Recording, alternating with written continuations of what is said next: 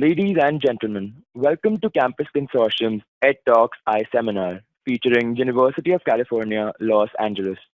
Today's presentation will focus on the future of enrollment management in higher education. Our presenters include Ms. Youlonda Copeland-Morgan, who is the Vice Provost at UCLA Enrollment Management, and Roger Mills, Senior Consultant at Campus Consortium. We will take questions at the end of today's presentation that have been typed into the chat box or questions pane in your GoToWebinar control panel. Without further ado, please allow me to present Mr. Roger Mills and Ms. Youlonda Copeland-Morgan. Over to you, Mr. Mills. And a very good afternoon, ladies and gentlemen. Welcome to EdTalks, hosted by Campus Consortium. As some of you know, EdTalks is to facilitate thought leadership in the education community. We have asked our guest speaker to share with us her thoughts on the future of enrollment management in higher ed. What will enrollment look like in the near future, and how will enrollment management meet the needs of higher ed? I would like to extend a warm welcome to today's guest speaker, Youlonda Copeland-Morgan, who serves as the Vice Provost for Enrollment Management at the University of California, Los Angeles. We are very honored that Ms. Copeland-Morgan has given us the opportunity to have her speak in today's session. She joined the university in 2012. In her role, she has primary responsibility for achieving UCLA's undergraduate enrollment goals and overseas undergraduate admissions, financial aid and scholarships, as well as strategic community outreach functions. Copeland-Morgan has been recognized leader in higher education for more than 35 years. She served 9 years on the board of trustees of the College Board, including a 2-year term from 2008 to 2010 as the chairman of Board of Trustees. In 2009, she was appointed vice chair of the College Board's Advocacy and Policy Center, which was established with support from the Bill and Melinda Gates Foundation to help transform education in America. In 2010, Copeland-Morgan served as an expert witness in a town hall meeting to Vice President Joe Biden on the White House Middle Class Task Force, and is currently serving a 3rd-year term on the Gates Millennium Scholars Advisory Council. She recently testified before the U.S. House of Representatives Subcommittee on Higher Education and Workforce Development at a hearing entitled Improving Federal Student Aid to Better Meet the Needs of Students. She has received several Distinguished Service Awards from the state, regional, and national associations in recognition of her contributions to higher education. Copeland-Morgan is a member of the College Board's Distinguished College Scholarship Service Hall of Fame, which honors 50 individuals who've made significant contributions to the body of knowledge underpinning the financial aid profession since the College Board's inception. Prior to UCLA, she was at Syracuse University serving as Associate Vice President of Enrollment Management. Without further ado, allow me to present Ms. Copeland-Morgan. Over to you, Ms. Copeland-Morgan. Thank you so much, Roger, and good afternoon to everyone. And thank you for listening in today as we talk about the future of enrollment management in higher education. So usually when we talk about the future, we're referring to a period of time that has not yet come. But I think as I go through the presentation today, that you will see that there is evidence of the future already being here. In fact, some of you might remember the movie Back to the Future. But I will say that despite the evidence that we see today, I hope that the points that I will make, that you will see that they will intensify. In other words, those things that we will have to respond to assist higher education will indeed become more complex, more visible, and in fact, harder for us to respond to. So the future of enrollment management today is quite complex. In fact, enrollment management, there are various enrollment management structures out there. There And while I do believe enrollment management is a structure, it's not simply a structure. But to make sure that we're all on the same page, I want to start with a working definition of enrollment management. At least this is my definition, working definition of enrollment management. And that is, enrollment management is an organizational structure that gives a university the ability to exert influence over the shape, the size, and the characteristics of a class to achieve the institution's enrollment goals, to improve persistence and graduation. It is not simply about the recruitment of students and enrolling of students, but it does focus on the full enrollment scope of a student's life at the university. And to help my staff understand enrollment better, I usually share with them that we are not recruiting students, we're building alumni, because I want them to have a long-term view of what enrollment is. It is about the preparation, the recruitment, the enrollment, the retention, and the graduation of those students in a manner that those students will want to have a lifelong relationship with the university. So let me just go into enrollment a bit more. Next slide, please. Thank you. Enrollment management is about building strong constituent relationships for long-term health, for the long-term health and reputation of the institution, which enables the institution to meet its mission. Enrollment management is strategic in its focus and uses evidence-based research to inform decisions. So a part of this presentation is going to focus on how we are using research. One of the things that often happens in my role as Vice Provost is staff and others will come up with great ideas about how programs that we can do that will be of good service and certainly will benefit some group of individuals, but my response often to them is, how will this program or project help us to reach our goals? How will it help us to meet the strategic goals that we have for the university? So it is evidence-based, and if you're not using data to inform your decisions, that's one of the takeaways that I hope that you will follow through on after this talk. And enrollment management also creates synergies within key departments and amongst key stakeholders within your organization. And when done right, it improves communications. One of the things that I have observed within our educational institutions and likely in other organizations is that usually the only time that we get together with our colleagues is when there is a problem or an issue. And the problem there is that if you're only getting together with colleagues and key stakeholders when there is a problem or a pressing issue before you, it doesn't allow us to build the kinds of relationships that are necessary to help the institution to reach its enrollment goals. So I encourage you to develop relationships with your alumni, with your legislative folks, with faculty, with parent and student groups, community-based organizations, just on an ongoing basis. Don't wait until there's a problem to meet with these individuals, because you cannot maximize the benefits of having relationships with these stakeholders if that's the only time that you are communicating with them.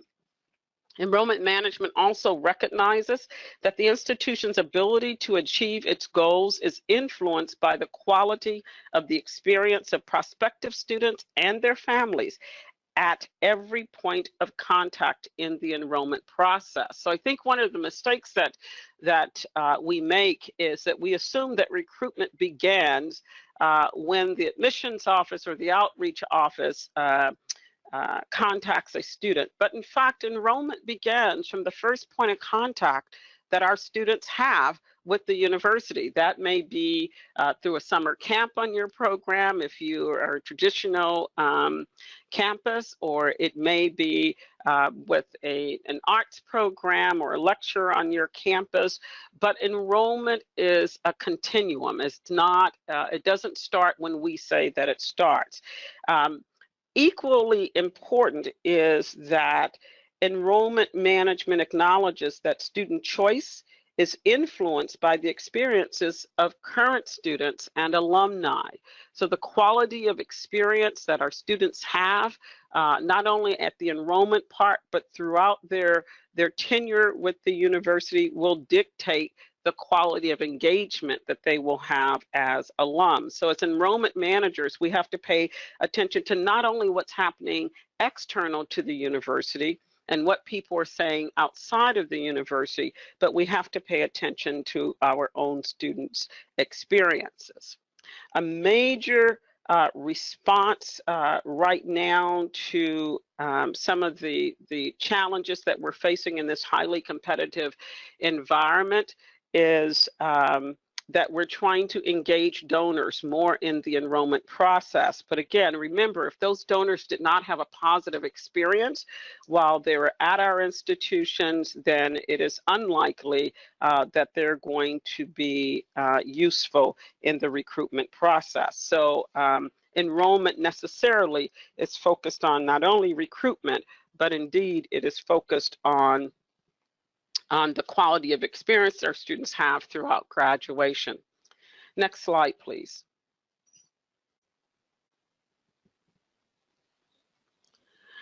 So why are we talking about the future of, even posing a question of what will be the future of enrollment management in higher education?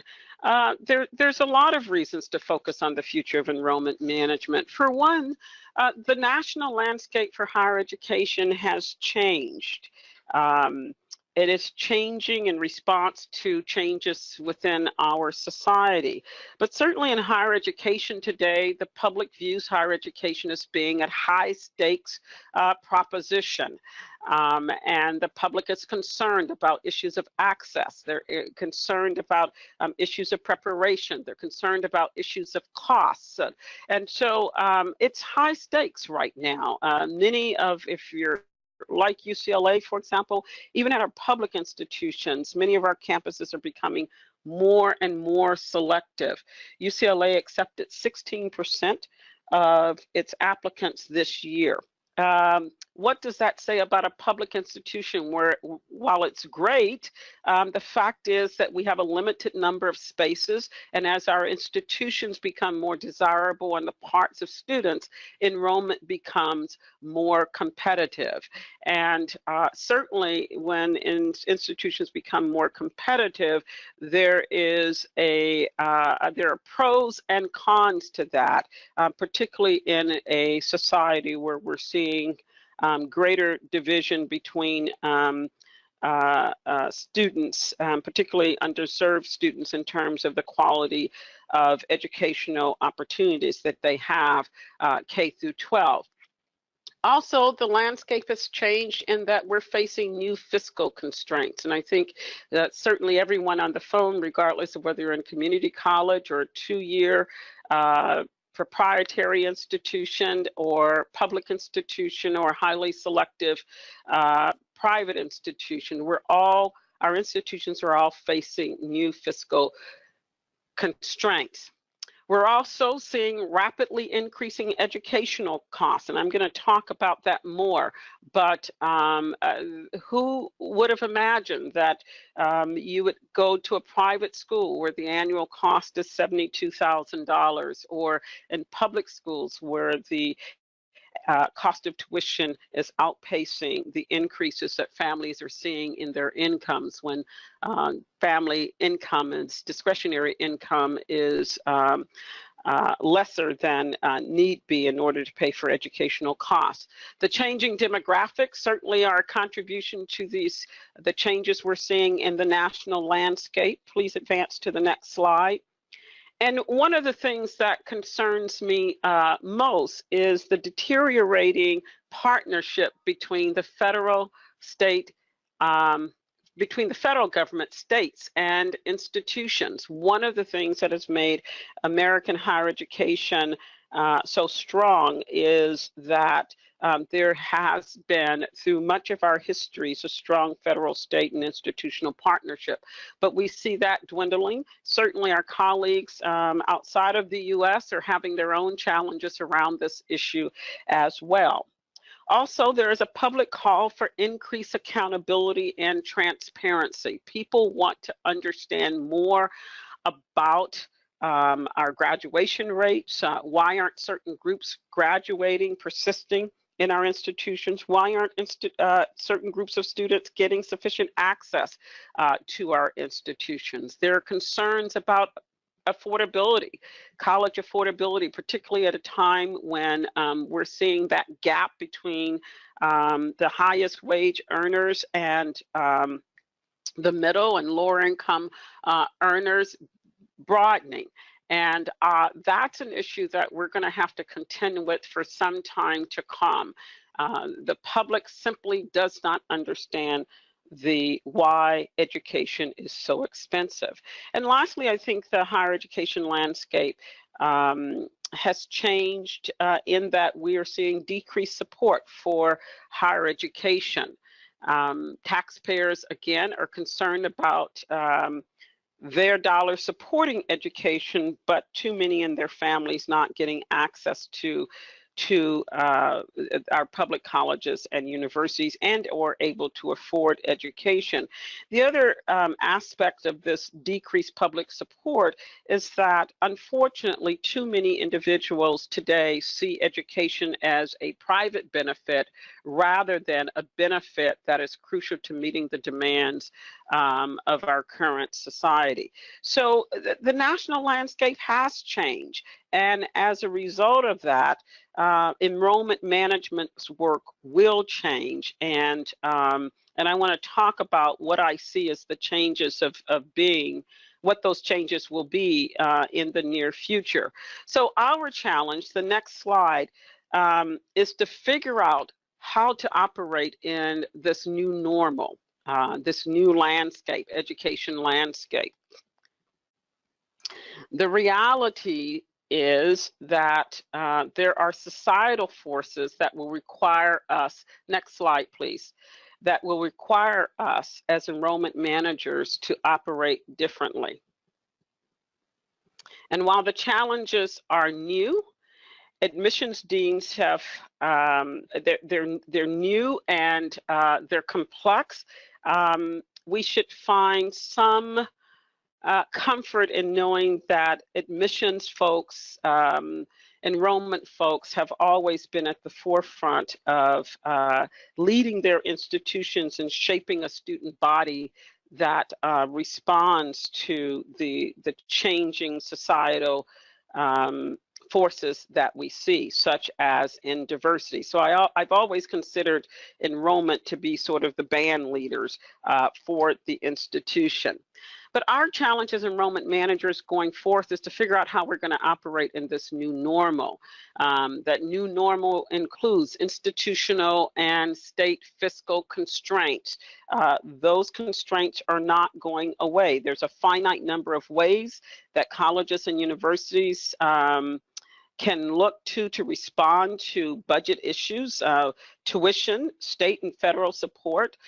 Some colleges are focusing on increasing the amount of research dollars that are coming in to the institution. Certainly philanthropy, especially for private schools, has always been a way of responding to fiscal constraints, and increasingly we're seeing this a focus on philanthropy in our public institutions. And there's only so much that we can do through efficiency. So there are limited ways in which colleges and universities can address the budget constraints that we are facing. And so we're going to have to figure out how do we operate within these constraints. There are new realities about college affordability. The average family cannot afford to pay for college. The discretionary income in many cases it's not there, particularly when you look at the changing demographics within our communities. The competition for attracting the best students. Everybody wants the best students, and you can define best in your own way for your institution. That varies from institution to institution, but we're the higher education landscape and recruitment is getting harder and harder to attract those students, given some of the restraints we have, particularly in the area of affordability, to bring in what is typically referred to as the best and the brightest.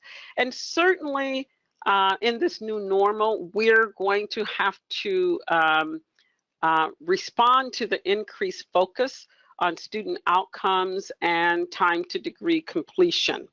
As you know, about 57% of students in who start at a four-year institution will actually get a degree. At our two-year institutions, about 28% of those students will graduate with a degree.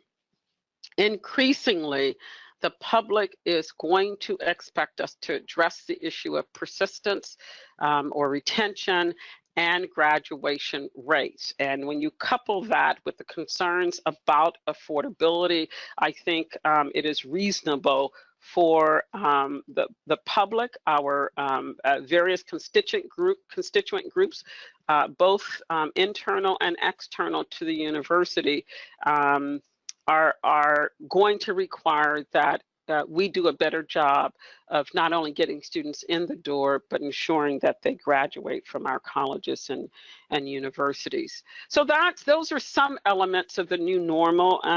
If we had more time, certainly we can address others. But that's the framework within which I see enrollment managers operating. Next slide, please. So as a result of these elements of this new normal that we're operating in, next slide, here is what I predict will happen in the near future for enrollment management. Enrollment managers will become more visible on college campuses and in our communities.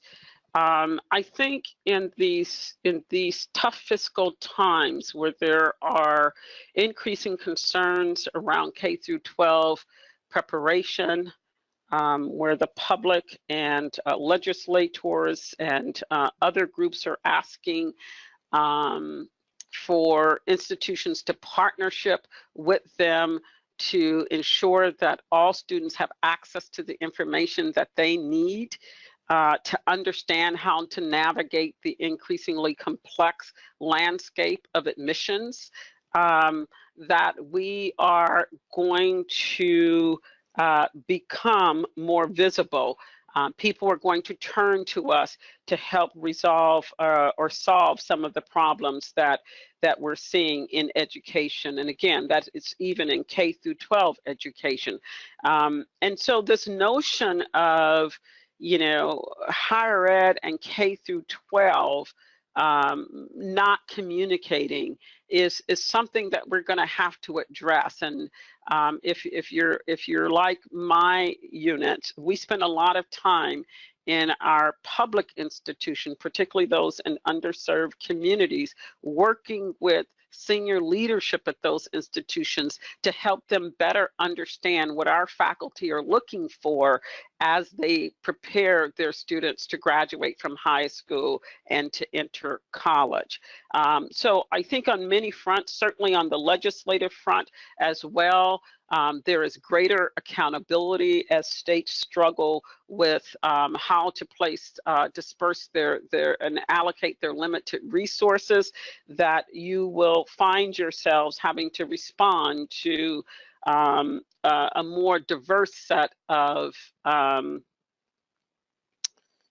constituents.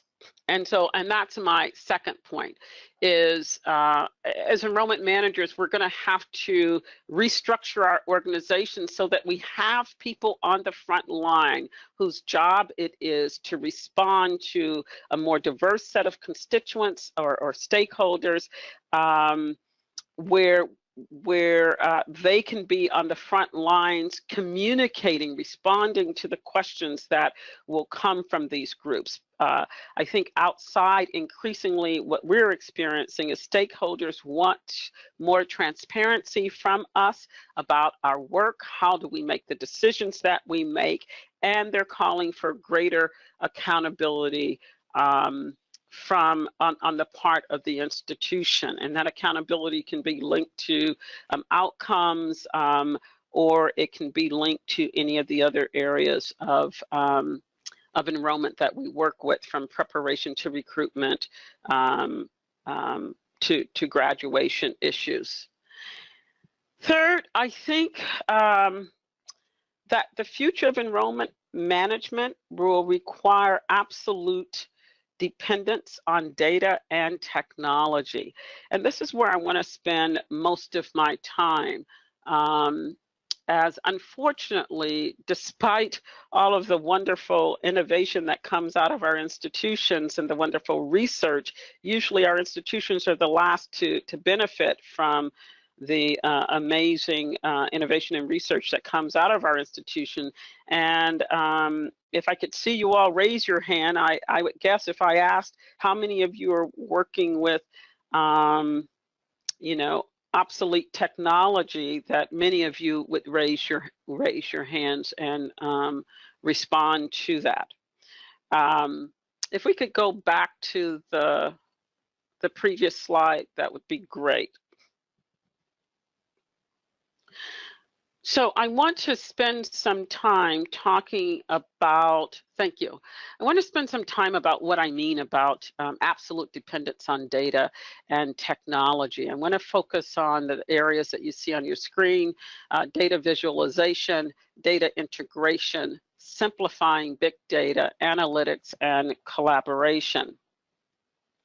So enrollment management will be increasingly dependent upon technology, and we know that the technology is one of the driving costs in educational costs and the tuition that students pay to our institution.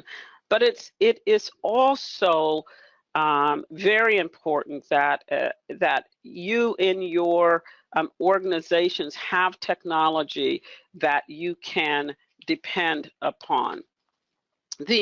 By data visualization, I simply mean, and you're seeing it, we have these fancy names for things, but basically data visualization is simply a powerful strategy that uses visuals such as charts and patterns and trends and other kinds of images to communicate complex data in an effort to help individuals better understand the importance of data and to detect problems and or trends that might otherwise go undetected in a traditional, sentence text-based environment. So by data visualization, the reason I've said that this will be something that will be called upon to adopt as a tool is because the public and our stakeholders need to better understand who we are, how we do our business,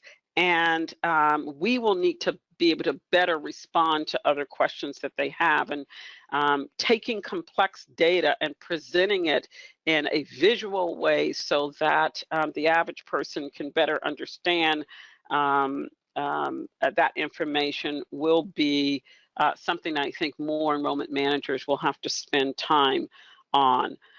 Gone are little data files. How many of you have separate databases on your campus? You have a housing database and an admissions database, financial aid database. Perhaps you have retention, you have orientation database, and all of these these databases across campus, and you're not taking advantage of all of the data that you have, and data is still being shared in very old-fashioned ways, very difficult to access. One of the things as enrollment managers that I think we'll have to, a skill set and a behavior that we'll have to take on is bringing all of that data together, all those little bytes of data together to create big data. And then simplify that in a way that the data can help us to address questions that we are trying to resolve in our enrollment units. And simplifying big data is critical to helping others, particularly those outside of our organizations, to understand enrollment theories and concepts and problems and strategies. So if you are like many institutions where you've got a lot of data, but you know, we're not very good at sharing data, and we're certainly not very good at integrating data. And so I think data integration should be one of the things that's at the top of your list. And that gets right back to the issue of technology.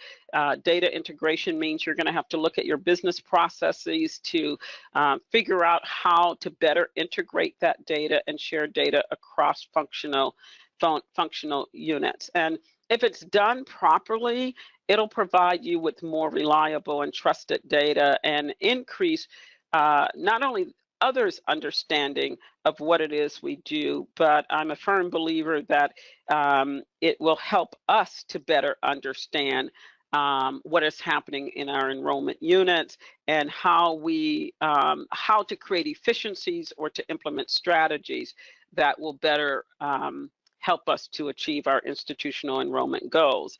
Analytics and deeper understanding of the data is a very important part of the work that we do today, but it's going to be even more important going forward. Interestingly enough, when I was writing my comments, I reflected back to the late 70s and mid 80s during my time in financial aid. And oftentimes when colleagues, we'd be introducing ourselves or telling, you know, our educational backgrounds, I would share with them that, you know, I have an MBA at that time, and they would look at me and say, well, what are you doing in education?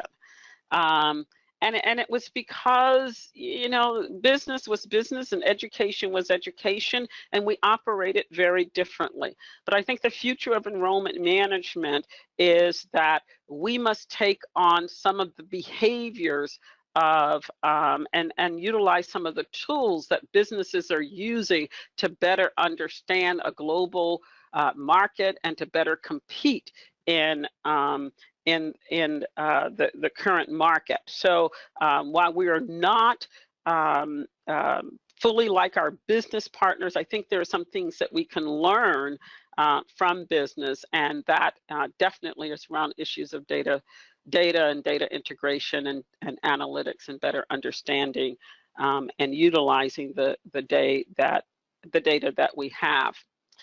So moving forward to the next slide, I think a few other things that the future of enrollment management can expect is a greater focus on marketing. Greater focus on marketing. And when I say marketing, marketing is very different from advertising. Advertising is a form of marketing, but marketing is a broader set of strategies and tools.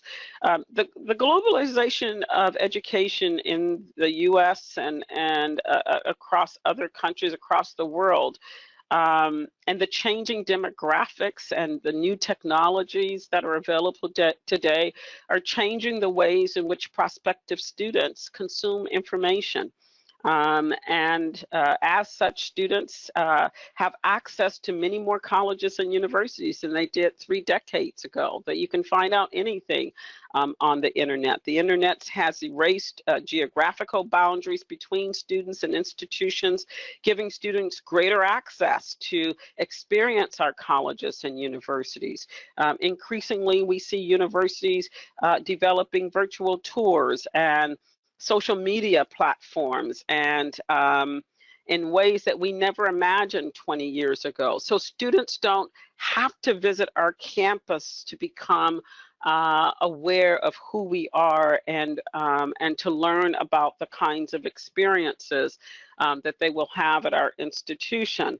And because of some of these platforms, particularly in social media where we don't really control what it's said about our institutions, it's going to be increasingly important that to be a successful enrollment management unit, you will have to have an effective integrating marketing plan and marketing staff, a full complement of marketing talent within your institution or your unit to compete in a global marketplace. Advertising alone is no longer sufficient. Institutions are competing across the globe for these students, and I think the new focus on CRM systems that we're at the very beginning of seeing what institutions will be doing and need to do in the area of marketing. Now, there's many benefits to marketing for those of you who may not be may not have an established marketing plan yet.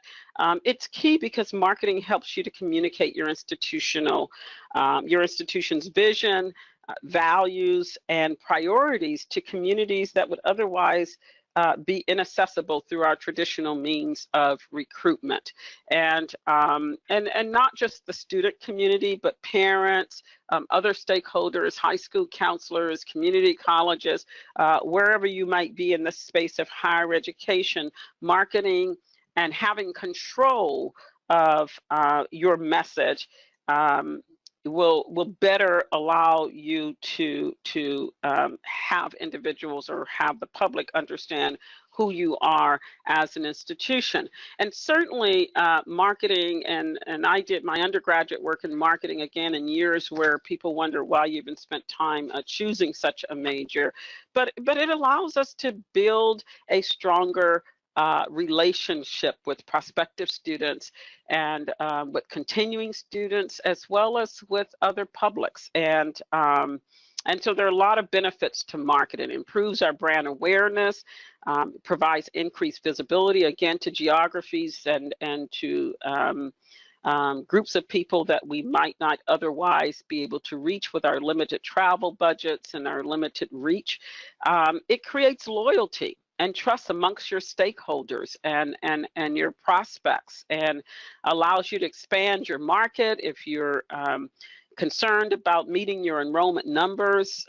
While I think that the cost of marketing can certainly vary, but making sure that you are spending time creating a marketing plan is going to help you expand your reach and ensure that you have a consistent brand message across the institution and across other spaces as you work in this competitive environment.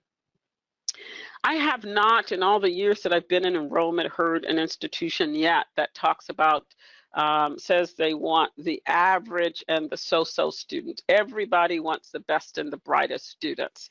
And the competition for high ability students is not going away. Certainly, and as we talk to our faculty, they're looking for students that are coming in with a certain set of exposure in the realm of academics.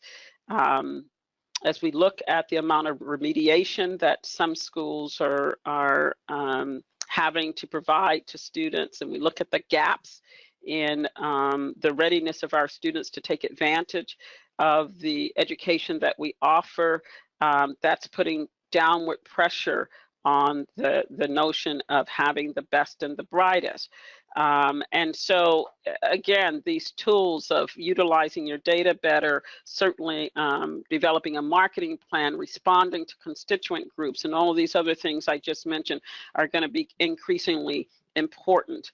Now, I don't know where you sit in the space of higher education, but one of the things that is demanded a lot of my time over the years that I've been in enrollment is the issue of diversity.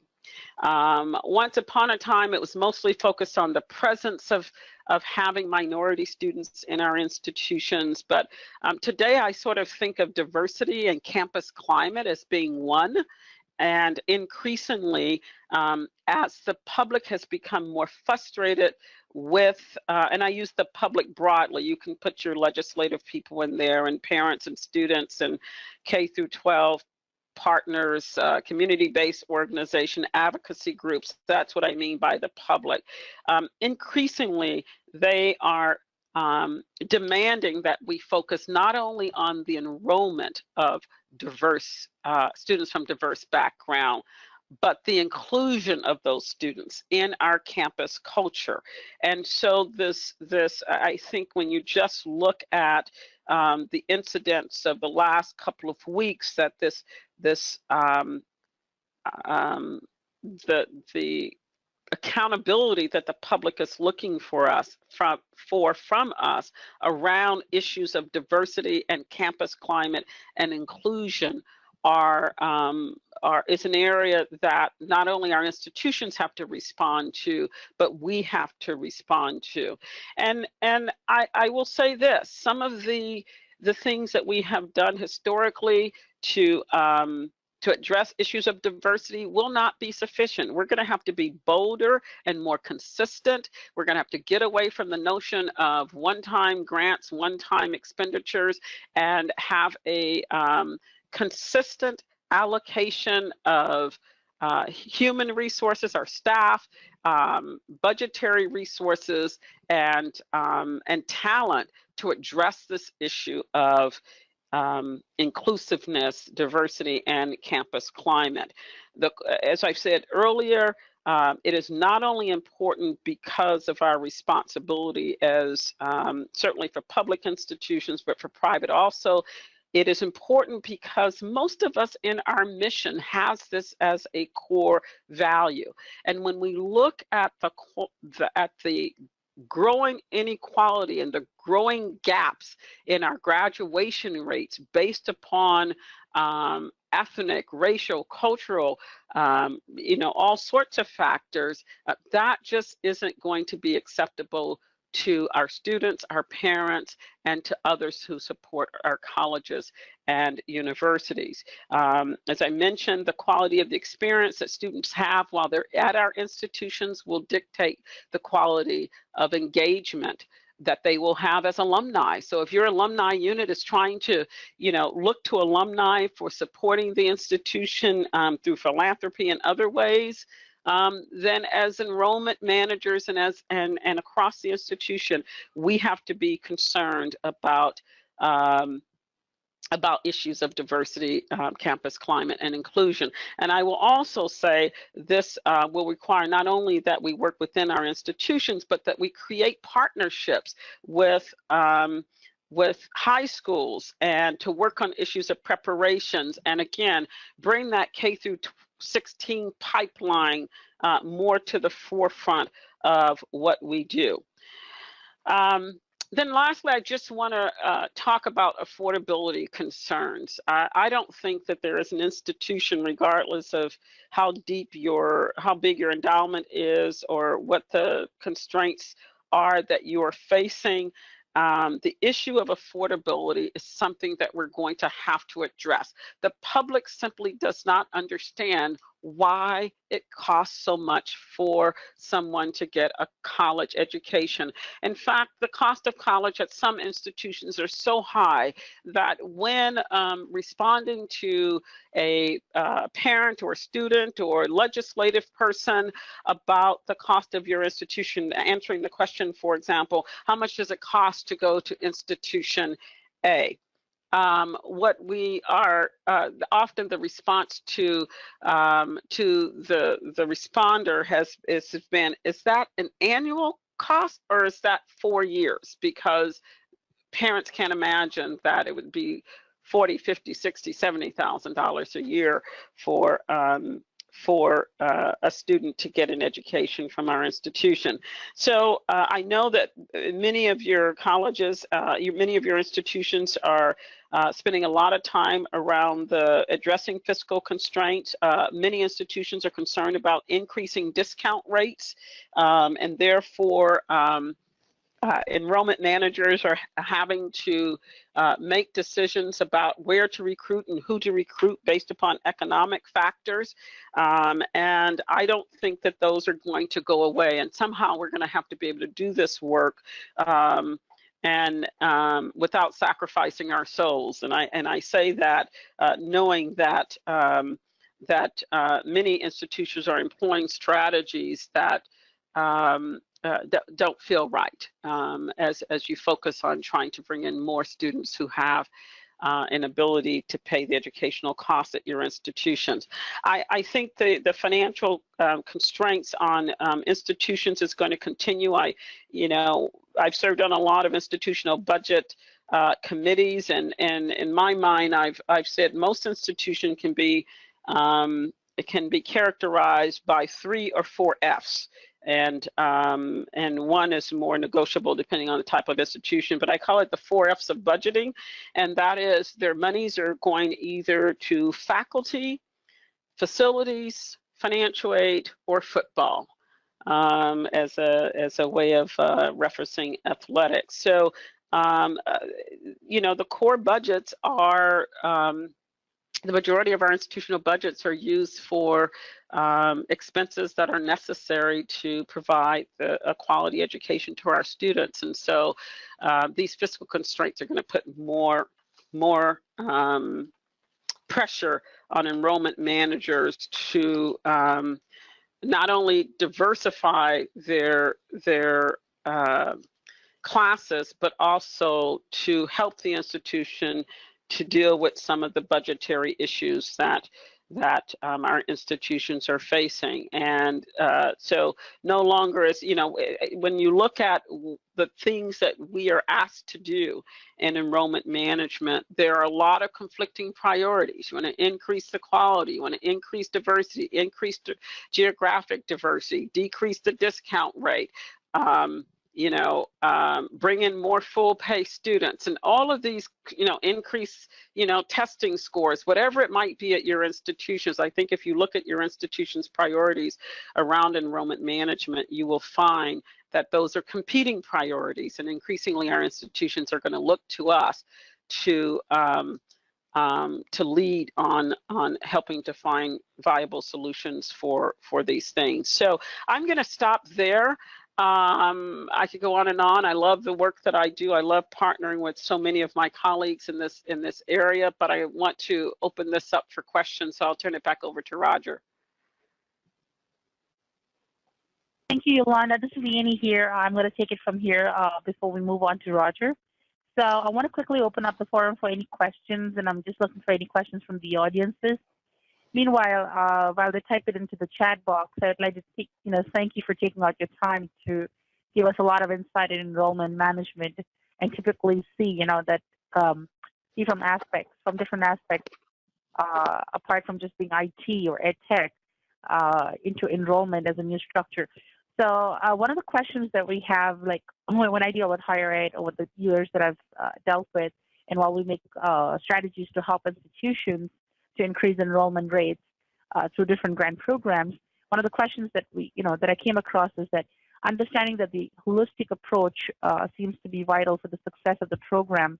Can you cite traits that successful enrollment management programs use to engage other parts of infrastructure to fully commit to the overall strategy? Yeah, I think so definitely a holistic approach is what you want to do. We can't do this work on our own. It touches too many aspects of the institution. So, one of the things I'm fond of saying is enrollment management is everybody's responsibility, and it goes back to the first point of contact that students have. And again, I would just say on the admission side, first of all, and I know you referenced this in a different way, but be sure that you're looking at your admissions policies and practices, and that they are such that they will, you're maximizing the opportunities to achieve your goals in terms of how you review students' credentials and make those admissions decisions. But within the institution, typically, I know the best time to call my enrollment colleagues. It's at lunchtime because nobody gets out at lunch. Everybody's at their desk. And one of the things I would urge folks to do is to begin to partner, build, relationships with folks across the institution, because you're going to need their help to solve many of the enrollment challenges that you're facing. And so, step out and make an effort to bring those units together for listening sessions, to find out what's going on, to find those synergies that I spoke about earlier. So I don't know if that fully gets to your question, but certainly those are some of the recommendations I'd have for the audience. Thank you, Youlonda, for answering that. I have another question from the audience, and that's from Toby from Northwestern University. Can you talk briefly about MOOCs and whether or not you view them as potential competitors or partners for a traditional degree? Well, that's a great question. Thank you, Northwestern. I'm Debbie Downer on that one. I think MOOCs, there's a great role for MOOCs to play. I think they're here to stay, but I don't think it's a substitute for traditional college experience. And so I'm often asked that question. Certainly, I've taught in extension programs, many friends who have taken courses through MOOCs, and I think they're great in the role of continuing education. I think it is great alternative for those individuals who find sort of a traditional educational model to be inaccessible or limiting in many ways.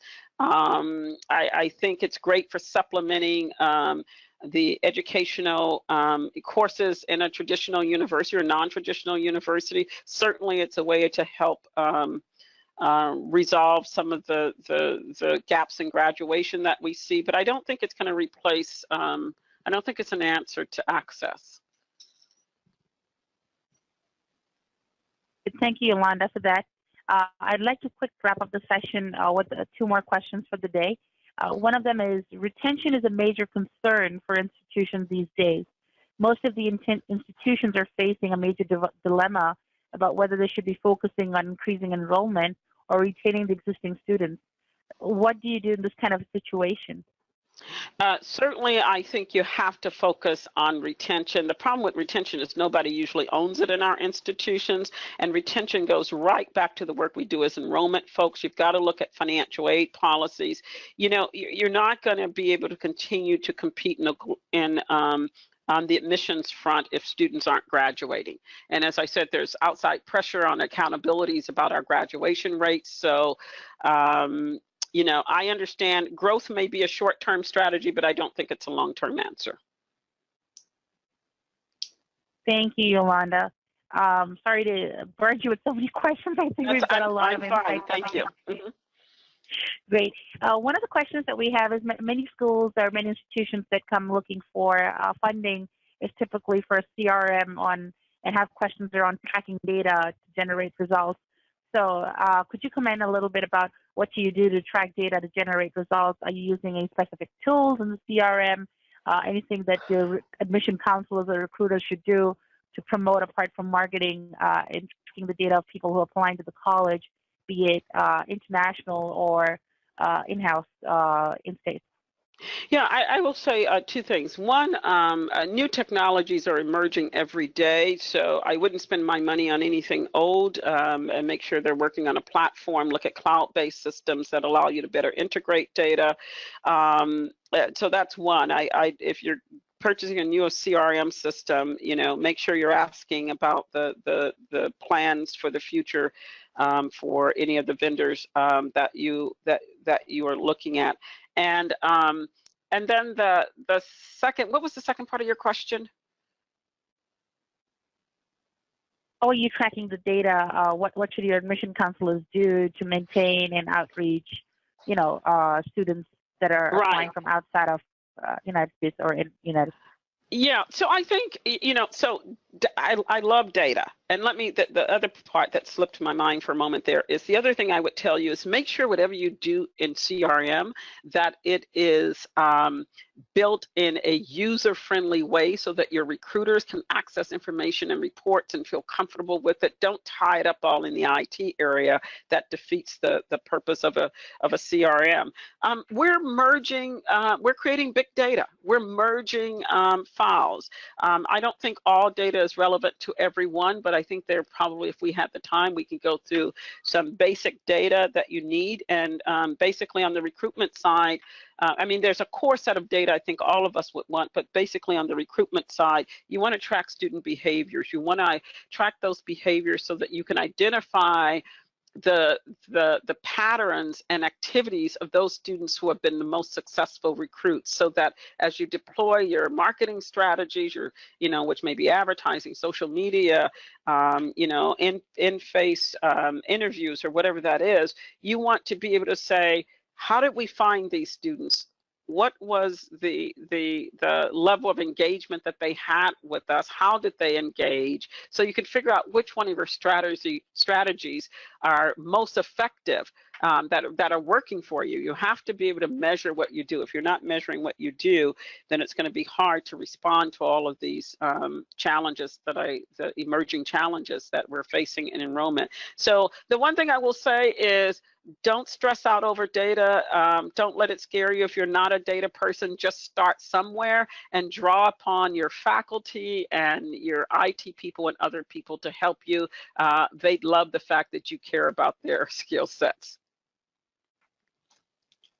Thank you, Youlonda. We still have a couple of more questions to go, but considering the time gap that we have here, I'd like to wrap up our session for the day, walk through some of the remaining slides that we have, and of course, keep you entertained. So I'll definitely put our questions addressed to you on social media if you could, and get you to answer them for our audiences, right? But I'd like to sincerely thank you for taking out your time today to address the audience who've been patiently listening to us today, giving your insights and what other people can do to increase enrollment, and of course, how to manage enrollment in itself, apart from just using tactics, right, in the industry.